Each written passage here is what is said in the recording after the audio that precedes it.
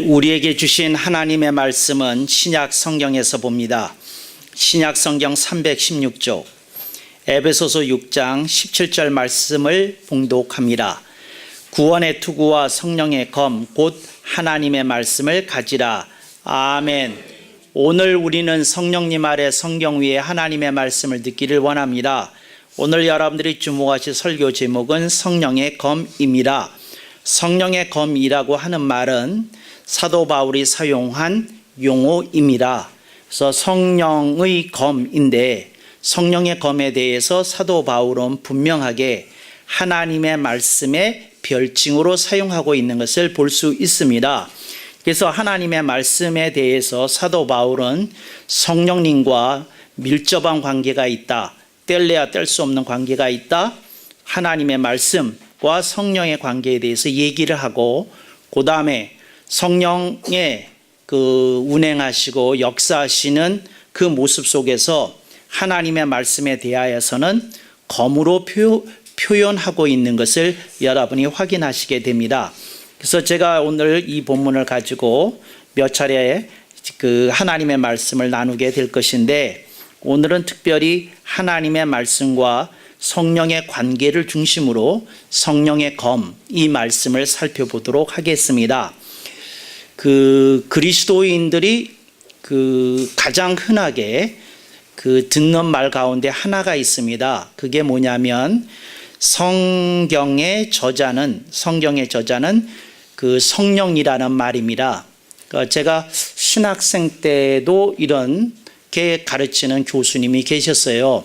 그래서 여러분 바울 서신을 읽을 때에 바울이 저자라는 생각 갖지 마시고 이것이 성경이고 하나님의 말씀이므로 저자가 성령님이라고 하는 사실을 잊지 마십시오. 그랬습니다. 그런데 제가 조금 기다려도 만족할 만한 설명이 없어서 질문 시간에 교수님께 질문했던 기억이 납니다. 그럼 교수님 명확히 하기 위해서 제가 질문을 하나 드리겠습니다. 바울 서신의 저자가 성령님이라고 하면 사도 바울은 바울 서신에 대해서 뭐라고 표현해야 되는 겁니까? 이렇게 물었어요. 그랬더니 교수님이 또 언짢은 표정을 지으시면서 듣던 대로 그 유명한 장성이 드디어 또 이렇게 발동했구나 하는 표정을 이렇게 지으셨어요. 그런데 무슨 설명을 한참 하셨는데 제가 납득이 안 돼서 뭔 설명을 하셨는지 하여튼 그 뒤로 한 5분 답변을 하셨는데 제 마음속에 만족스럽지 않았던 기억이 있습니다. 그래서 여러분들이 어떤 책을 읽든지 이런 표현을 가끔 접하게 되는데 그래서 제가 여러분들에게 성령님과 하나님의 말씀 성경과의 관계에 대해서 분명하게 이렇게 나눌 수 있기를 원합니다. 성령님은 첫째, 성령님은 성경의 원천자이십니다. The originator of the Bible. 오리지네이터입니다. 그러니까 성령님으로부터 이게 출발한 겁니다. 성령님이 영감을 주시고 계시를 주시고 하나님의 말씀을 이렇게 쓰도록 또 그것이 기록으로 남도록 감동을 주신 겁니다. 그래서 성령님을 얘기를 할 때에 예를 들어 바울 서신을 가지고 예를 들자면 바울 서신의 저자는 사도 바울이 맞습니다.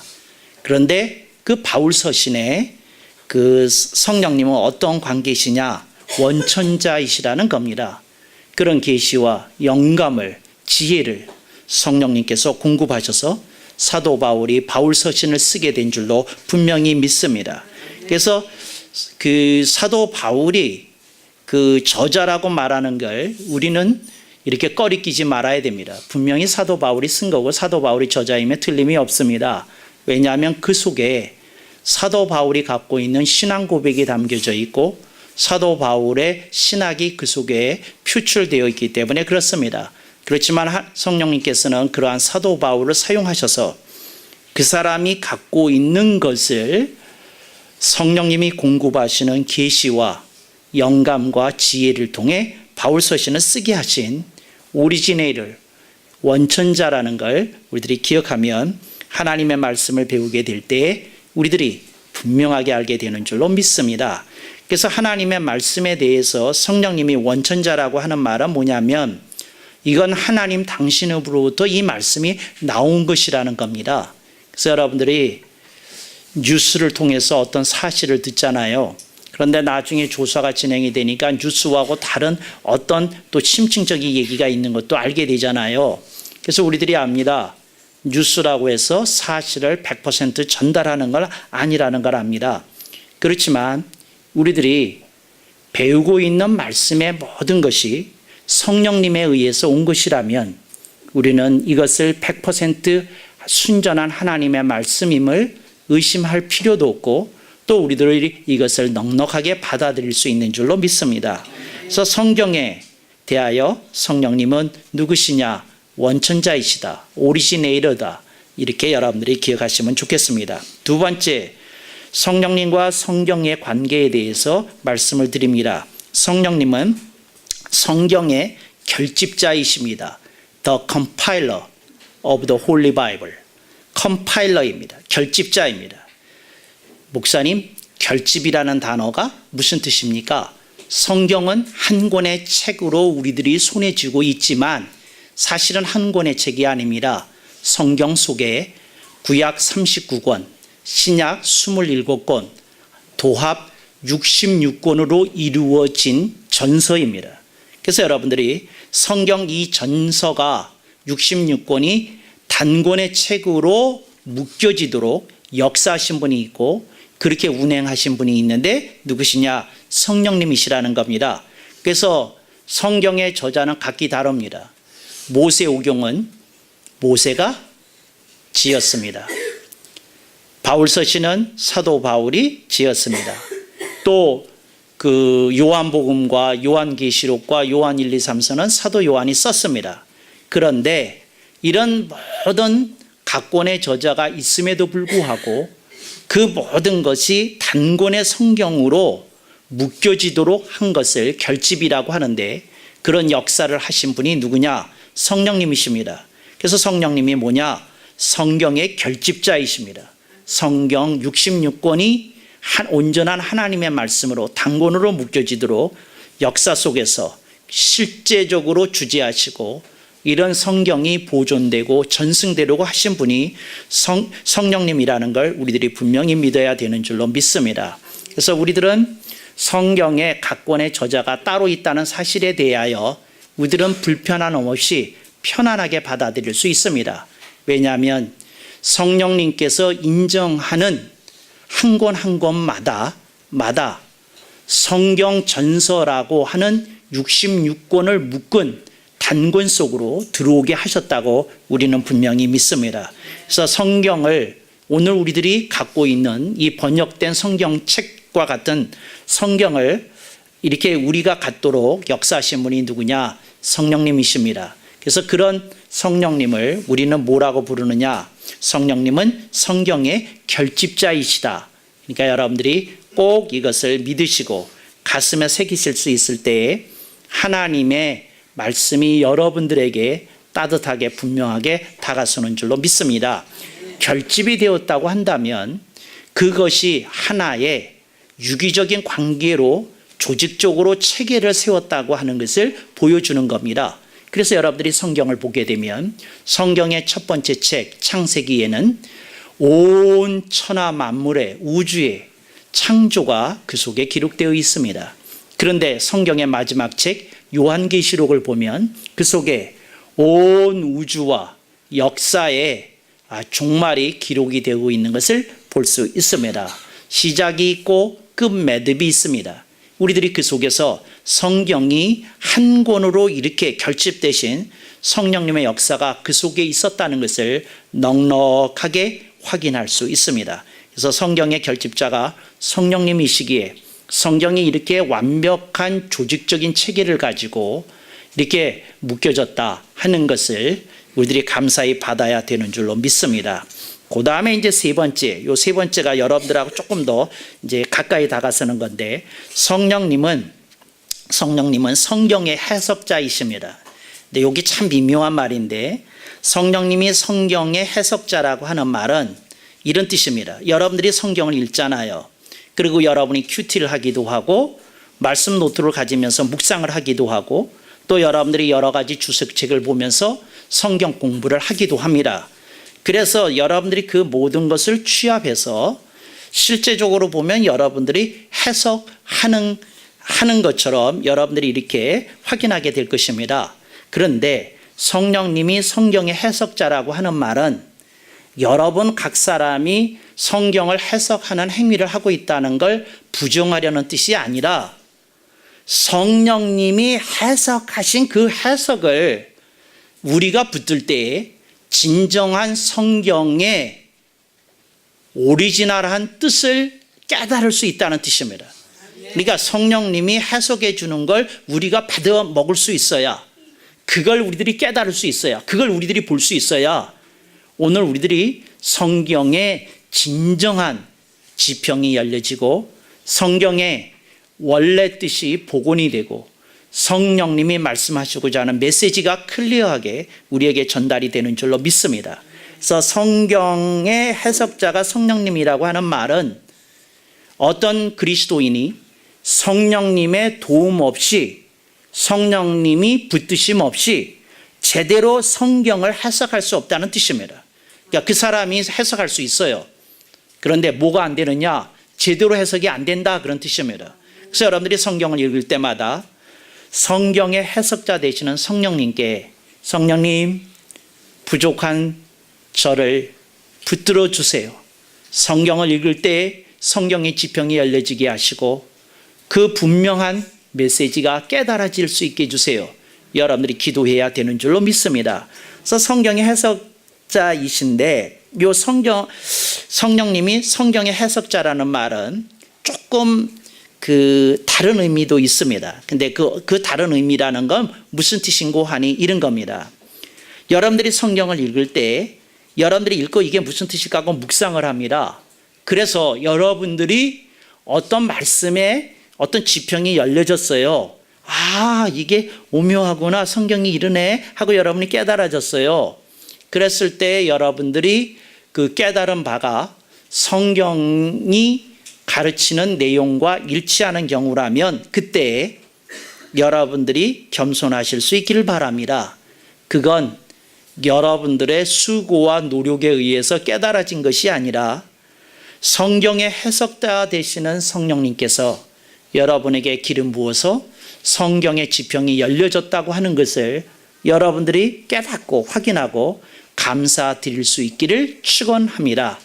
그러지 않으면 사람은 성경에 대해서 알아지고 또 성경의 체계가 잡힐 때마다 자신을 내세우게 될 겁니다. 그런데 만약에 어떤 이가 내가 이렇게 성령의 깊이를 부족하지만 깊이를 얻을 수 있게 된 것은, 성경의 그 넓이를 확인할 수 있게 된 것은 성경의 해석자 되시는 성령님이 기름 부어 주셔서 나를 불쌍히 여기셔서 나를 붙잡아 주셨기 때문이다, 이렇게 고백할 수 있다면 그를 겸손한 그리스도인이라고 우리는 부를 수 있는 것입니다. 근데 만약에 어떤 이가 나도 참 대단한 것 같아, 내가 성경을 이렇게 읽고 이렇게 했더니 뭐 어떤 것이 보여지고 깨달아지고 그러는 것 같아, 여러분들이 그런 부끄러운 모습을 보이지 않기를 바랍니다. 우리는 언제나 성령님 아래 겸손하게 성령님의 그 지도와 인도를 통해서 성경을 해석하는 일이 있기를 주님의 이름으로 축원합니다. 그런데 성경의 해석자가 성령님이라고 하는 말은 교회에서 교리라고 가리키는 부분이 있습니다. 그런데 그 교리는 교파에 상관없이 핵심적인 내용은 일치하는 부분이 많이 있습니다. 그렇다면 그 내용은 어떤 겁니까? 성경이 가르치는 진리입니다. 그래서 성경의 해석을 통해서 성령님은 성경이 가르치는 진리를 보존해 오시고 전승해 오셨다는 것을 알아야 됩니다. 그래서 우리들이 교리라고 부르는 그 수많은 아름다운 보화와 같은 말씀들은 성령님이 성경을 해석해 주셔서 하나님의 쓰시는 인물들이 성경의 깊이를 파헤쳤고 성경의 넓이를 넓혀놨기 때문에 여러분들은 부요한 하나님의 말씀을 쉽게 볼 수 있고 접근할 수 있고 얻을 수 있게 해주셨다는 겁니다. 그래서 성경의 해석자가 성령님이시라는 사실에 대해서 겸손히 감사하실 수 있기를 주님의 이름으로 축원합니다. 네 번째입니다. 성령님은 이거 굉장히 중요한 건데, 성령님은 성경의 응용자이십니다. The applier of the Holy Bible. apply라는 말은 그 응용이라는 말입니다. 근데 여러분들 중에 성경의 응용자가 되신다는 말이 무슨 말이냐, 이제 여러분들이 이렇게 생각하셨을 것입니다. 잡으십시다. 여러분, 설교자가 준비한 설교가 성경을 응용한 겁니다. 성경 말씀이 있지요. 근데 그걸 가지고 그 각 회 중에 그 영적인 필요와 상황에 맞게 설교자가 말씀을 준비합니다. 근데 그게 뭔가요? 성경을 응용한 겁니다. 이제 이해되셨습니까? 그게 성경을 응용한 겁니다. 근데 성령님은 성경을 응용하십니다. 근데 여러분들이 이렇게 생각하실 거예요. 그런데요, 예를 들어서 목사님이 설교 준비를 하시잖아요. 그렇지요? 그럴 때 성령님이 그 응용하신다는 말이 무슨 말입니까? 무슨 말이냐면 설교를 작성하는 단계부터 성령님이 개입하기를 원하신다는 겁니다.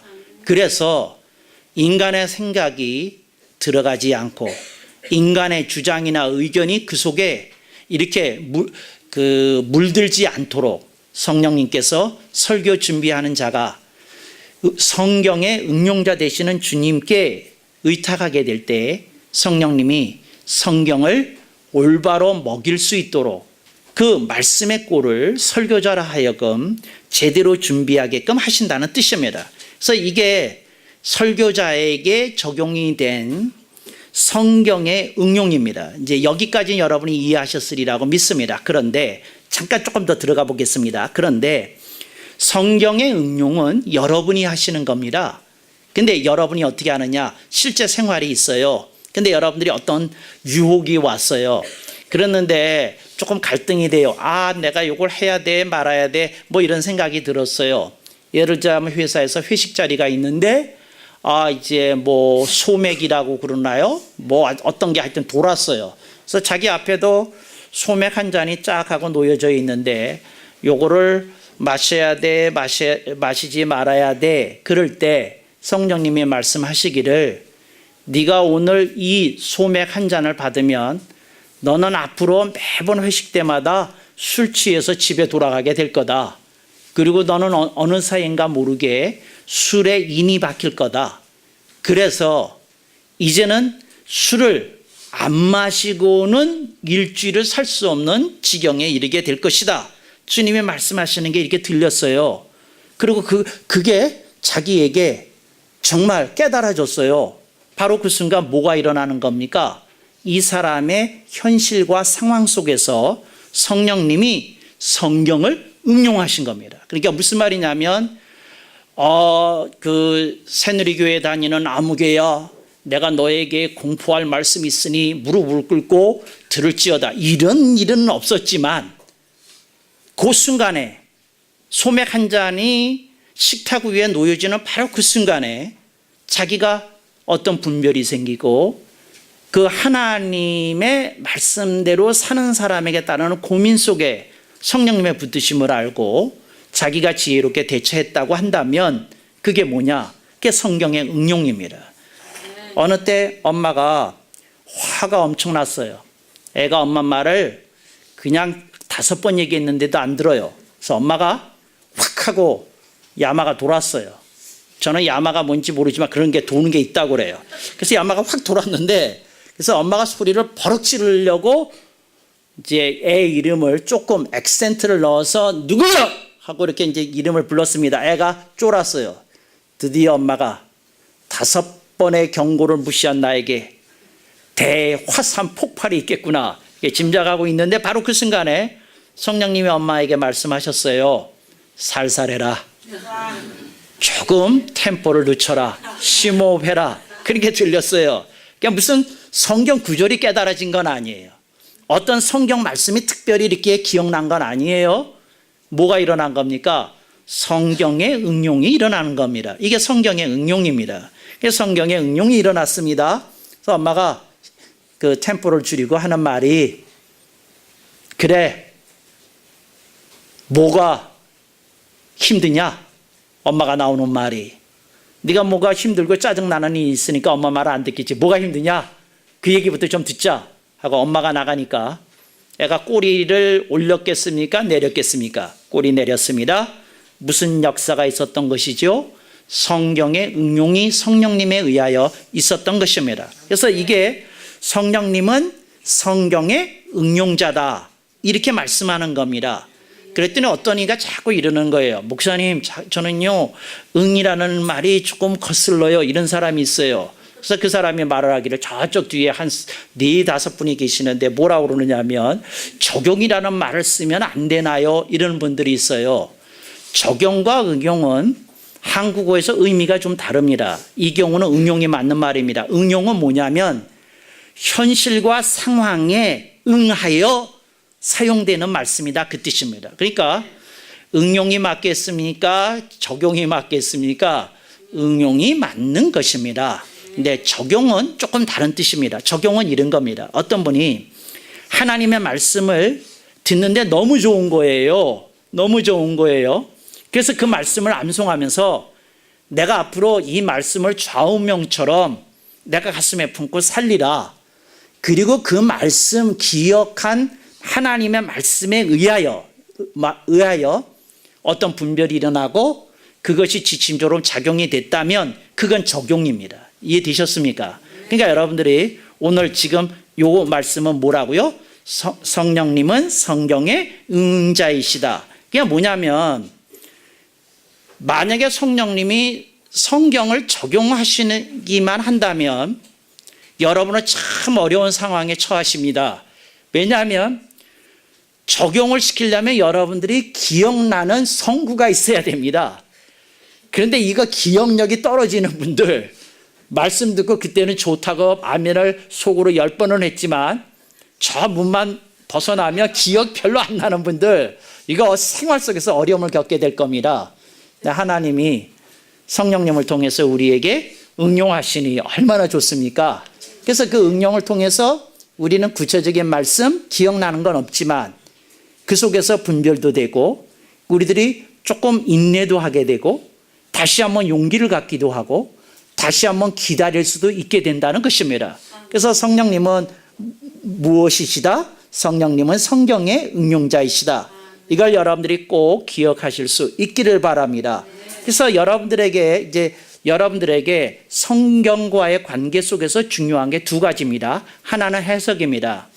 여러분들의 지혜와 지식으로 성경을 온전히 제대로 풀어내기가 어려울 때가 있을 것입니다. 그러나 여러분 기억하십시오. 성경을 해석하는 것은 성령님이 하시는 일이라는 거, 성령님이 주로 사역하시는 분이냐라는 거, 여러분들이 겸손히 의탁하면 때가 되면 길이 열려지게 되는 줄로 믿습니다. 그래서 성경의 해석자가 되시는 성령님이 여러분에게 그렇게 하실 줄로 믿습니다. 어떤 분이 성경의 해석에 대해서 이런 얘기를 하는 거예요. 그럼 목사님, 제가 성경을 읽습니다. 매일 밤 엽니다. 묵상합니다. 성령님께 기도하기만 하면 성령님이 저한테 성경을 사랑하고 읽고 하는 저에게 성경의 세계가 열려지게 한다는 뜻인가요? 만약에 그렇게만 해석이 된다면 당신은 가난한 성도가 되는 겁니다. 교회 나가지 않고 혼자서 성경 읽고 찬송 읽고 자기가 깨달은 대로 신앙생활하는 사람의 수준에 머무르게 될 것이라는 것입니다. 하나님이 교회라는 제도를 왜 주셨는고 하니 각 사람이 자신의 수준의 한계가 있기 때문에 교회라고 하는 제도와 전통을 주신 겁니다. 그래서 그 교회 속에서 여러분들이 집회에 참석해서 예배를 드리고 경배를 드리다 보면 그 속에서 선포되어지는 하나님의 말씀이 있습니다. 근데 그 하나님의 말씀을 통하여 여러분들이 설교 말씀이라고 부르는 겁니다. 그걸 통하여 여러분들의 평소에 가졌던 어떤 삶 속에서의 의문이 풀어집니다. 바로 그 순간 여러분이 기억하실 수 있길 바랍니다. 아하, 내가 이런 의문을 품었더니 오늘 이 예배를 통하여 오늘 목사님의 설교를 통하여 내가 갖고 있는 의문을 성령님께서 해석해 주셔서 풀어주시는구나, 이렇게 깨달으실 수 있길 주님의 이름으로 축원합니다. 제가 지금 말씀드리는 건 뭐냐면 성령님이 해석하는 방법이 다양하다, 그겁니다. 여러분에게 직접 역사하시기도 하지만 책을 사용하시기도 하고 설교를 사용하시기도 하고 인터넷 방송을 사용하시기도 하고 또 각 교회의 웹사이트를 주님이 사용하시기도 한다는 것을 여러분들이 기억하실 수 있기를 바랍니다. 그래서 여러분들이 어떻게 되는 겁니까? 그런 다양한 매개와 매체를 통하여 여러분들은 뭐를 얻게 됩니까? 성경의 해석을 얻게 되는 겁니다. 그런데 성령님께서는 여러분에게 그 하나님의 말씀이 속에 들어가면 여러분들이 그 속에서 그 어떤 구체적인 그 성경 구절이 때로는 기억 안 나기는 하지만 축적되었던 그 말씀이 있기 때문에 성령님께서 여러분 속에서 나오게 하시는 게 있습니다. 그게 뭐냐? 분별입니다. 그래서 어떤 거는 여러분이 성경 구절은 생각이 안 나는데 그거 하려고 그러니까 왠지 부대껴요. 불편해요. 아, 이건 해서는 안 되는 것이겠구나, 이런 느낌이 와요. 이게 뭡니까? 그 분별이 있어요. 왜 있는 겁니까? 성령님이 응용하신 것이다, 이렇게 기억하실 수 있기를 주님의 이름으로 축원합니다. 다섯 번째 얘기를 하겠습니다. 성령님은 성경의 적용자이십니다. 이걸 꼭 기억해야 됩니다. 성령님은 성경의 적용자이십니다. 자, 적용이라는 말은 이런 겁니다. 여기 보세요. 어떤 이들은 성경에 응용은 돼요. 근데 성경에 적용이 되려면 꼭 기억하십시오. 어떤 성구가 기억나야 됩니다. 성구가 기억나야 됩니다. 그러니까 그 성구에 의해서, 그 깨달아졌던 그 성경 말씀에 의해서 여러분들이 삶의 지표가 되고 지침이 되고 방향이 설정이 되어지고, 그리고 여러분들이 걸어야 될 길을 또렷이 여러분이 알게 됐다면 그 말씀이 여러분에게 적용이 된 겁니다. 할렐루야. 그런데 이런 경우는 분명히 하나님의 말씀이 딱 하고 여러분에게 인치듯이 인쳐져야 되는 겁니다. 기억나야 되는 겁니다. 새겨져야 되는 겁니다. 할렐루야. 그럴 때 여러분들은 뭘 할 수 있는 겁니까? 성경이 적용이 되는 겁니다. 자, 성경의 적용에 대해서 한 말씀 드리겠습니다. 자, 성경이 적용이 될 때에 어떤 일이 일어나느냐? 그 사람은 하나님의 말씀의 위력을 간증할 수 있습니다.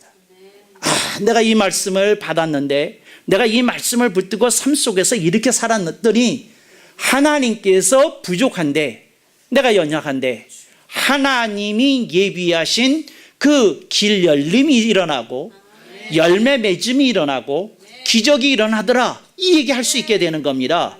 근데 왜 그랬을까요? 분명히 붙들은 말씀이 있었기 때문에 이분은 이렇게 간증할 수 있는 겁니다. 근데 그러지 않으면 여러분들의 삶 속에 적용이라고 하는 역사를 여러분이 체험하기가 어렵다고 하는 것을 기억하시기 바랍니다.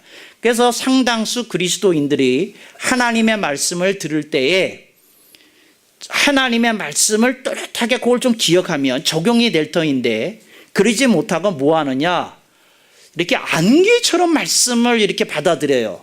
그러니까 뭐냐면 그 응용만 하는 겁니다. 적용이 아니라 응용만 하는 겁니다. 근데 여러분에게 응용을 통해서 분별이 일어나면 어떤 일을 잘한 다음에 이런 헛소리 합니다. 내가 생각해도 신통해. 내가 왜 그때 그 사람한테 꼬임이 안 넘어갔는지. 아, 정말 성령님이 들으시면 성령님도 휙 돌아설지 모를 것 같아요. 그때 성령님이 성경에 응용을 주신 것인데 이게 기억이 안 나니다 보니까 그런 생각을 하는 거예요. 그래서 여러분, 응용을 통해서 하나님의 축복을 받은 이들의 상당수는 본인이 지혜 있다고 생각합니다. 본인이 지식이 있다고 생각합니다. 그 생각을 해요. 내가 생각해도 참 인생 여태까지 잘 헤쳐온 것 같아. 뭐 이런 헛소리 합니다. 그러니까 헛소리 한다고 그러니까 아멘을 안 하네. 근데 하여튼 그렇습니다. 그러니까 여러분들이 좀 깨달으셔서 겸손한 신앙생활 하는 이들이 되실 수 있길 주님의 이름으로 축원합니다. 아멘. 하나님이 우리들에게 말씀하신 이 5가지 여러분들이 잘 기억하셔서 승리하는 신앙생활 하시기를 주님의 이름으로 축원합니다. 아멘.